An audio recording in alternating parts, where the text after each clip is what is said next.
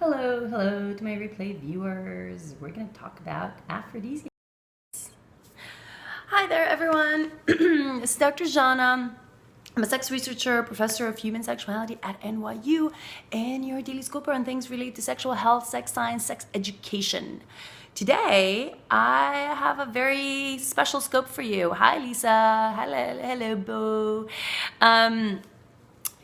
It's about the science of aphrodisiacs. So I get this question a lot. A lot of the time the media contacts me and asks questions about, which aphrodisiacs are true or real. Is there any research behind that? Or is it all, anecdotal evidence based on BS? And finally, I have some science for you. There's a study that just got published in the academic literature that reviewed 50 different research studies on a vast variety of so-called aphrodisiacs that are popular in the US. Some are, marketed very strongly, some not so much, but they're kind of known and people think that they are aphrodisiacs. And I can tell you which ones actually have some science to back them up, and which have no science to back them up, and which are kind of dangerous, potentially lethal, and you should stay away from.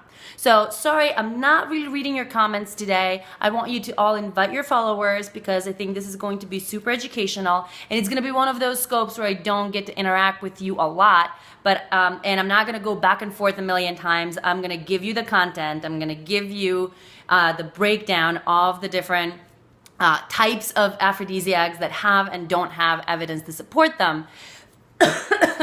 And then I'm gonna talk to you afterwards. Does that sound good? So swipe left to right on iOS, swipe up on Android, and invite some people.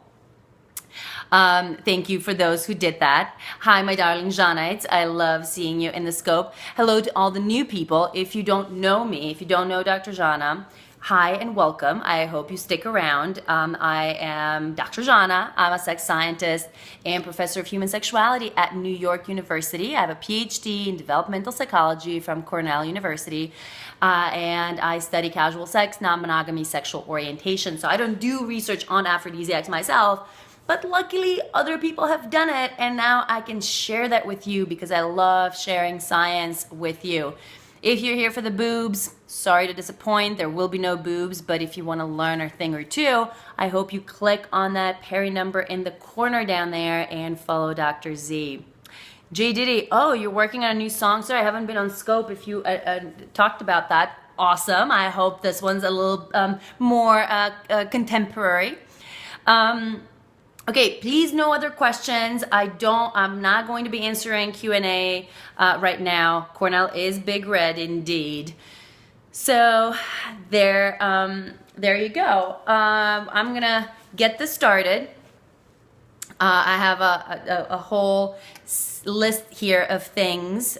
By the way, if you want a link to the study itself, it's on my Instagram and it's on my Twitter. I tweeted and Instagrammed that yesterday, but just go through my feed or on my Facebook. So find me as DrZhana, DrZhana, just like my Periscope handle on Twitter, Instagram, or Facebook, and you'll see a link to the study if you want to geek out on the evidence a little more.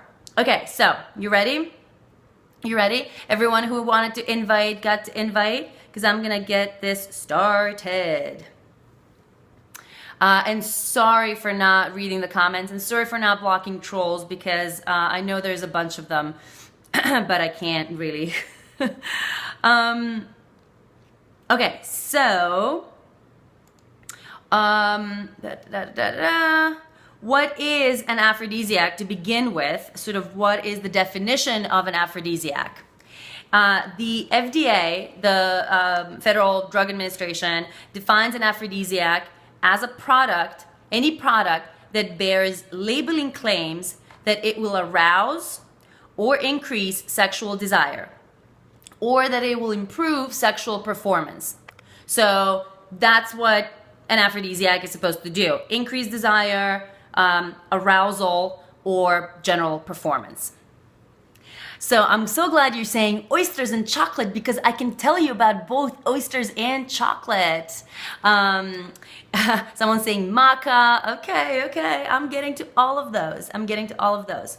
Okay, so what this study did is it reviewed 50 different studies ever published in the academic literature that tested some of these products and whether they actually have any effects. Here are the things that we don't have evidence to support it either way. Okay, there have been no studies done, and we just don't have any evidence to support it either way. Oysters, honey. And all of these are things that people think or have been used traditionally in different areas as potential aphrodisiacs, but there are no studies looking at any of this. Oysters, honey, rhinoceros horn, and that's a very sad one because people have been killing rhinos for their horn, not just for the aphrodisiac supposed effect, also for carvings and stuff. But unlike oysters, which kind of have like zinc and serotonin, which could potentially have some sort of an effect on testosterone production and a sexual pleasure, even though there's no actual studies to support that, rhino horn has zero reason why that would be an aphrodisiac. The reason why people have thought of it as an aphrodisiac is because it looks like a penis. Same with the oysters. People think that oysters might be aphrodisiacs because they look like a vulva. No evidence for either one. So oysters, honey, rhinoceros horn, potency wood, which is a Brazilian herb, saw palmetto, which is a berry of the North American plant, wild yams, various supplementations with minerals and vitamins like zinc, vitamin B and vitamin B6 and B12, D, E, magnesium. So these vitamins and minerals have been known to, they play some role in production of some of the testosterone or estrogen, or somehow involved in these sexual and reproductive processes, but there are no studies looking specifically whether supplementation with some of these vitamins or minerals will help increase sexual functioning or whatever. More things that we have no evidence for is Allura, or otherwise known as Via Cream, which is supposed to be a topical product applied to the vulva that is supposed to like help with sexual function. No evidence whatsoever. Foria, or other cannabis infused oils. No research either way. So some of these may have effects, but we have no science to suggest, to prove or disprove their effectiveness. And also any of the vaginal tightening products. And these are not recommended. These guys are saying, no, don't go there. So again, some of these may have some sort of an effect, but there is no evidence to suggest either way. Okay, that's the list of no evidence either way. There's just no research on these areas. Now, some of you were saying chocolate. What about chocolate patty? There have been so far one study looking at chocolate. And what they did was they asked women, only women, not men, in that study, whether they ever they use chocolate on a regular basis or not. The chocolate users happen to have better sexual desire, higher sexual desire and higher functioning and whatnot. But guess what? They were also younger than the women who didn't eat any chocolate. And when the statistical analyses controlled for age, there were no differences. So thus far, there is no evidence that chocolate does anything for sexual functioning. It certainly does a lot for happiness because it tastes so damn good, but there is no evidence that it helps with as an aphrodisiac. So there you go. Sorry. Wah, wah. But Neo is here. Hi, Neo. But I would like to see more research on that. So I would kind of fit chocolate in the we just don't have enough evidence right now for this. Okay, so that's the stuff that we don't really have any evidence for. I have two more categories. One that is may have some effects on sexual functioning, but has a lot of serious side effects and potentially lethal and is not recommended for use. And then another category of things that have promising results, although limited. So if you haven't already invited your followers, swipe left or right on iOS, swipe up on Android, or just click that Perry Buddy in the corner down there and invite some people, if you haven't done that already. If you're new to me and you don't follow me already, please. Oh, Trinity, you got your toy. Awesome, awesome.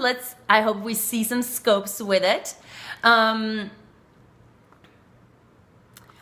So yes, if you don't follow DrZhana already, I hope you follow me. And excellent, excellent, yes. Because I still have more science to give you. You bought you a toy today. Well, isn't that fun? Ooh, Trinity, thanks, lady, for inviting people. Awesome, Froggy. So I'm gonna wait for Trinity's people to come in for a second. Blind us with science, working on it. Jim Jones, working on it. Trinity, by the way, won a toy last week, so we might go follow her. We might see some interesting things. Oh, thank you, Trinity. Thanks, lovely lady. Okay, so hi, new people. That's Trinity over there. So go follow her. If you want to maybe see her using the toy she won. All right, everyone. So to the new people that just came in, thanks to Trinity, hi and welcome. My name is DrZhana, if you don't know me. I am a sex researcher and a professor of human sexuality at New York University.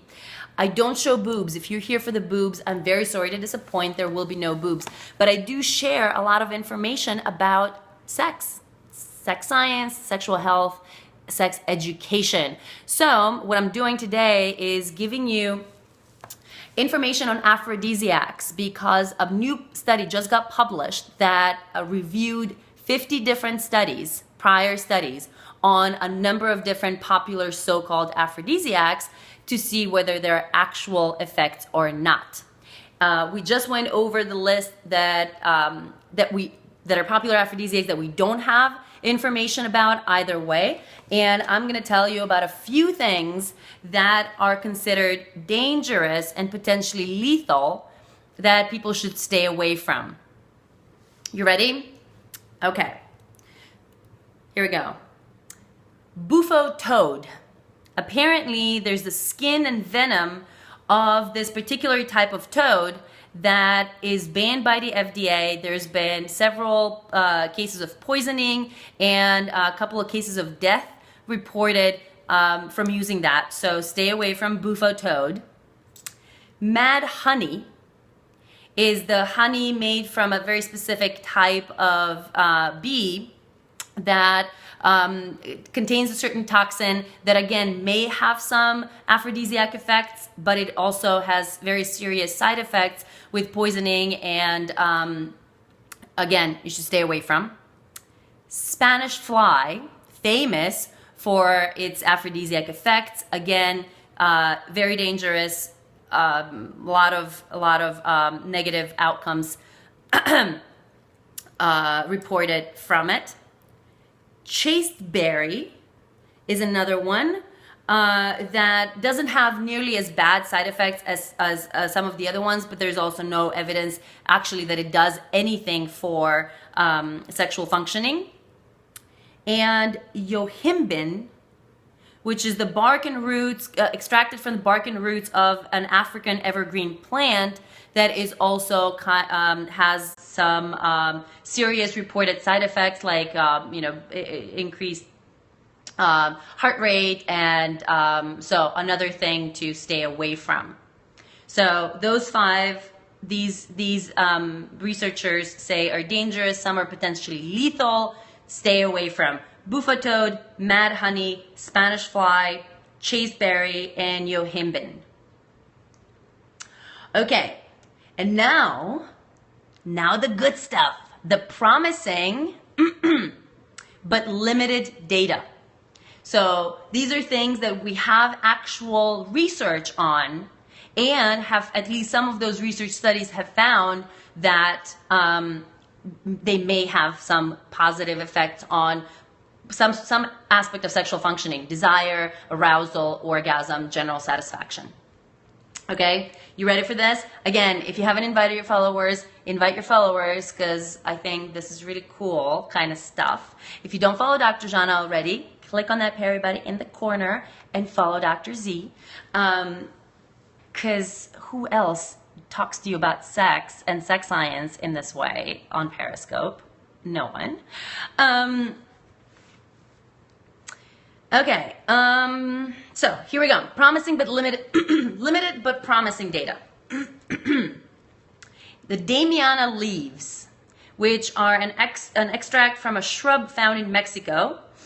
There have been no clinical trials in humans, but studies with animals show DrZhana restores ability to copulate in sexually exhausted rats. So after they've been fucking for a while and they can't fuck anymore, give them DrZhana leaves and they can get an erection again. But only in rats, no humans, so very, very limited evidence. Another one that's promising is fenugreek. It's an herb that we have a couple of placebo-controlled trials. So you have a control group getting a placebo and an actual group getting, you know, the good stuff, supposedly good stuff. And it has found that it enhances arousal, libido, and orgasm in men, and without erectile dysfunction, and improves arousal, lubrication, satisfaction in premenopausal women, and increases estrogen and testosterone, all of which helps sexual desire. So some pretty good preliminary evidence from two different studies, one in men, one in women, suggesting that there are positive effects. Fenugreek. Okay. Some of these have side effects. So some of them will stimulate cancer cells because they have effects on estrogen. So people who have estrogen-related cancers, potential risk factors, should not take them. And some have other potential side effects, but they're considered mild enough to be potentially recommended. Okay, so we have DrZhana leaves, fenugreek, then ginkgo biloba, which is basically from the world's oldest tree species, there's one small study that showed significant improvement in sexual dysfunction in both men and women, but a follow-up study did not find any significant benefits. So right now, it's, you know, the ginkgo biloba is kind of like maybe, maybe not. We have one study finding positive effects, one study finding no effects. The most promising of all of these individual ones that I could figure out from here was Korean red ginseng. Am I pronouncing that right? So we've had seven in Maca is coming. 7 randomized controlled trials where you have these placebo-controlled groups with men found positive effects on erectile functioning. So, and then there was one study in women that found improved sexual arousal in menopausal women. In both of these cases, what they think that the ginseng is doing is helping with relaxation of the smooth muscles in the penis and the clitoris, in the erectile tissues that make up the clitoris and the penis, that it basically creates smooth muscle relaxation so more blood can come in. So this is the most promising of all, I think, so far. And then the second one that's most promising is the maca, which is an Indian root vegetable. found to effectively enhance libido and erectile function in rats.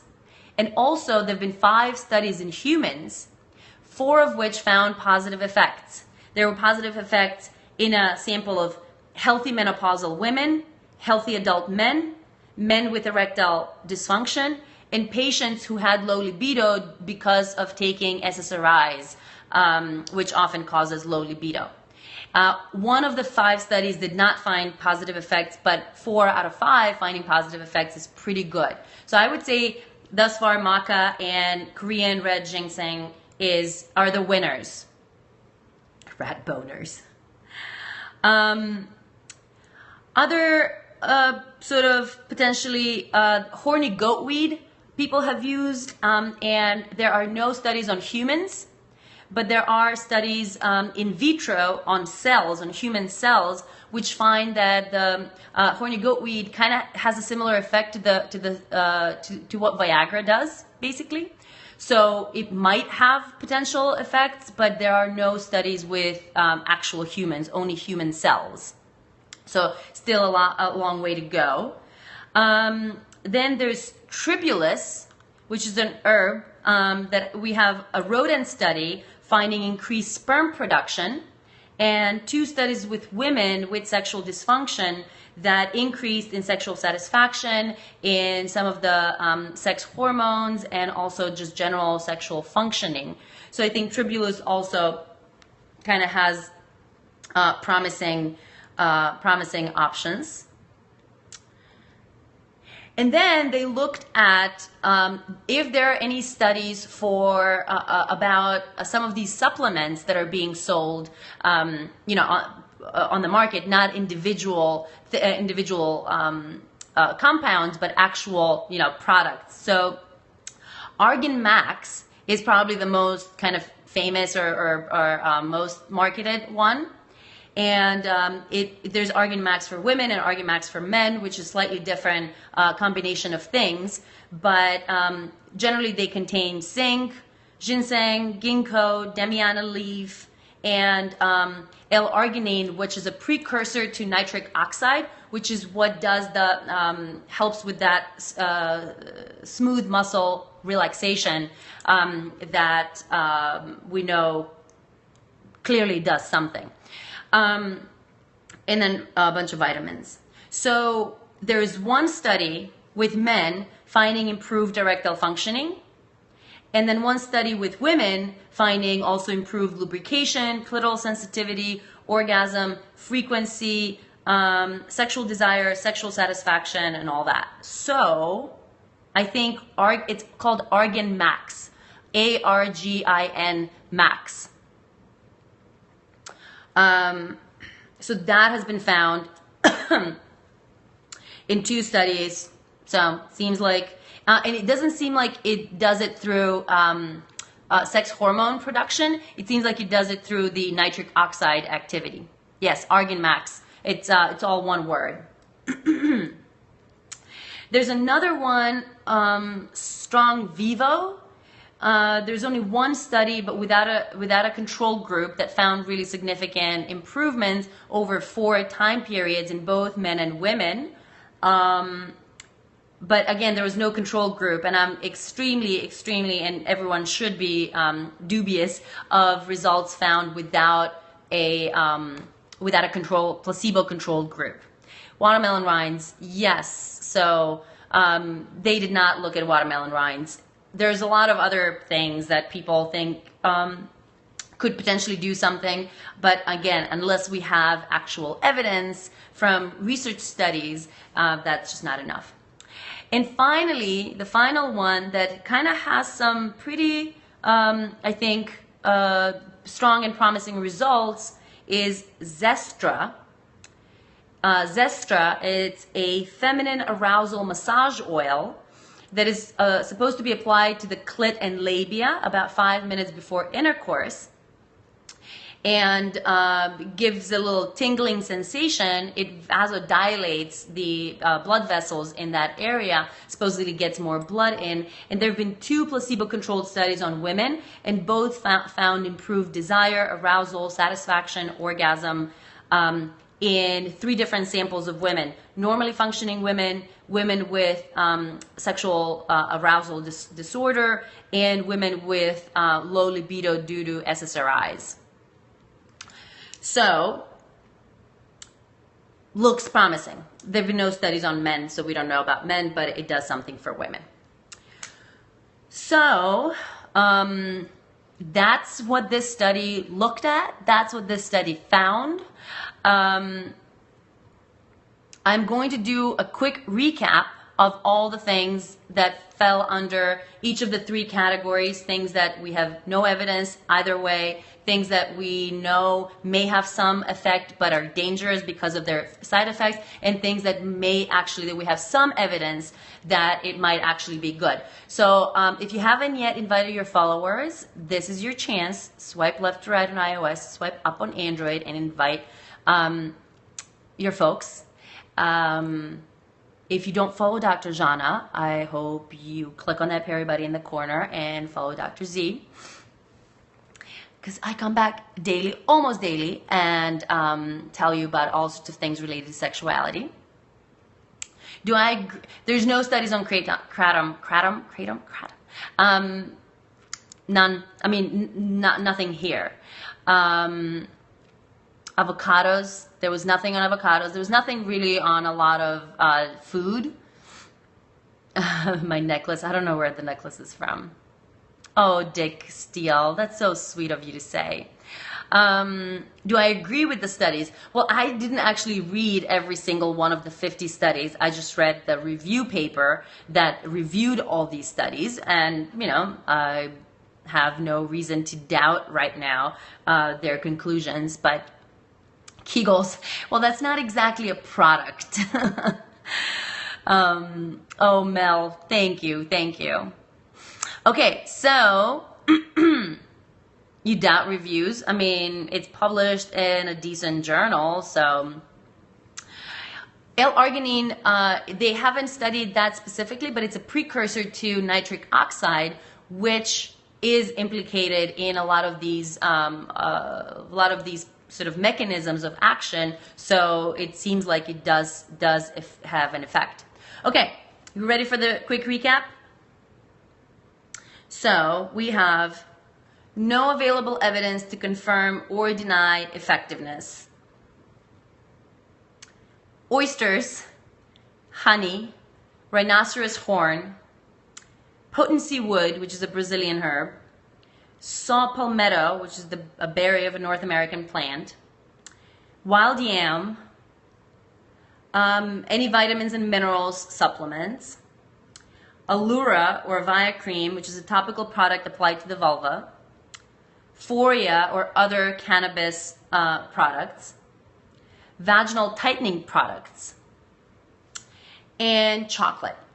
Well, there's one study about chocolate which found no differences between chocolate users and non-chocolate users, but still much needs to be done. But all these other ones, there's not a single study that has actually studied humans or animals to see whether any of these have any effect on sexual functioning. Nope, no dark chocolate. We have no evidence, okay? And that one study on chocolate wasn't a very good study. Because it wasn't an experimental study. It wasn't like they were feeding some women chocolate and not feeding other women chocolate. No, they just asked them whether they ate chocolate or not, which is not a very good way to study that. So no evidence. It may still have some effect, but we have no evidence to suggest one way or the other. There was no type of chocolate. It was not a very good study. I mean, it was not like a randomized controlled trial or a placebo controlled trial. It wasn't an experimental study at all. Okay, the dangerous or potentially lethal stuff that you should stay away from: bufo toad, mad honey, Spanish fly, chaseberry, and yohimbine.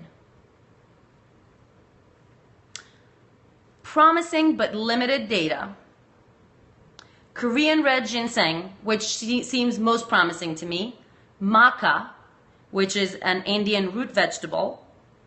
Again, those two are the most promising of the individual stuff. There's also some evidence for fenugreek, damiana leaf, ginkgo biloba, horny goatweed, tribulus, and then of supplements that combine more than just one thing, Argan Max, which is for men and for women, which is a product supplement that you can get that has a bunch of different things, that has zinc, ginseng, ginkgo, damiana leaf, vitamins, and L-arginine. Evidence, there is some evidence for that, some very preliminary evidence for Strong Vivo, another supplement, and then Zestra, which is a feminine arousal massage oil. Many of these do have some side effects, but they're not considered, major enough to not recommend it, to regular people. They do come with, or should come with warning signs for people who have specific risk factors or specific conditions. So some of these shouldn't be given to people with estrogen-related cancer risk factors. Some interact with anticoagulant medication. Some interact with some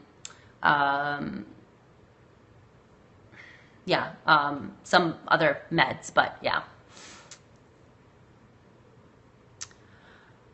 Okay, everyone, so that's what, oh, I keep freezing. Oh, that's too bad. I wonder why. So that's what I had to tell you. That's the science that this wonderful study that I'm so happy got published had to say. Not freezing here? Okay, so it's that person's connection. That's good. That's good. Have I personally tried any? No, I have not personally tried any of these. Because I've been lucky enough not to need any of these so far. Yes, it seems like NO, nitric oxide, helps in both men and women. Yes. That was awesome info. Thanks, Damien. So no licking mad honey off of toads. Exactly. Exactly. Yeah, so if you think this was useful and interesting info, please share it with your people. Please share it on Twitter, share it on Facebook, share it out, send it to other people. Yeah, Lane, Spanish fly is, but it's also really dangerous. So, and there are actually no studies on that, but there have been case reports that that's the case. No oysters, no evidence whatsoever for oysters. So that's one hot Macedonian. Why, thank you, just Rachel. So there you go.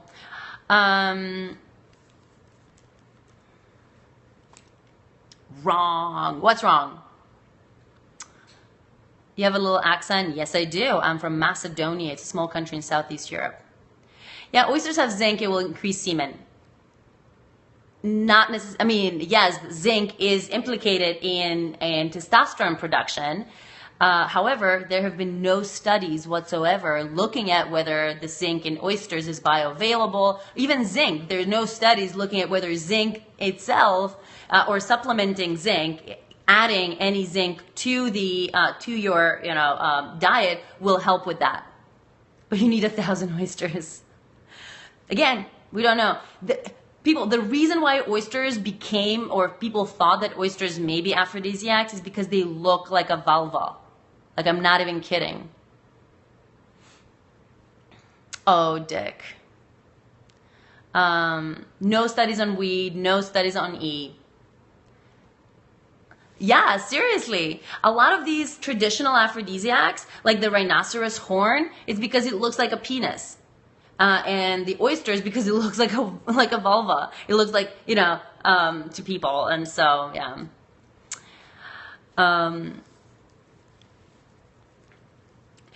Make out with oysters.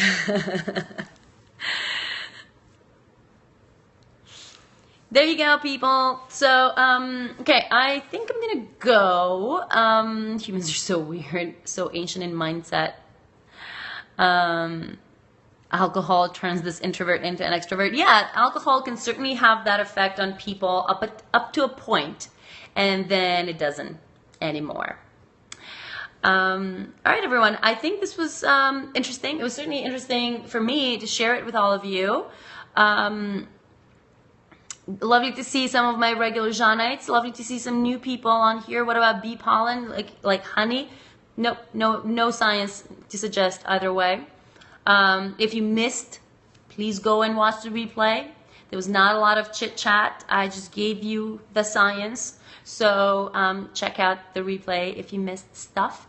And I'll be back with more content tomorrow. I'm probably not going to be back on tonight again, but lovely seeing you. And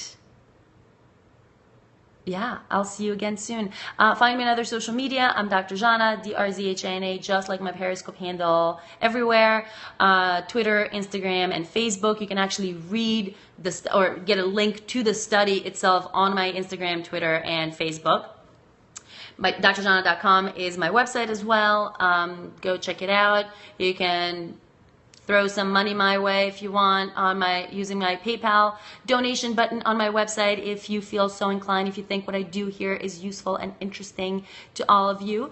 And have fun at CrossFit. Oh, you know already that I'm going to CrossFit, don't you? Yes, I am. Yes, I am. And then I have a date. You're right.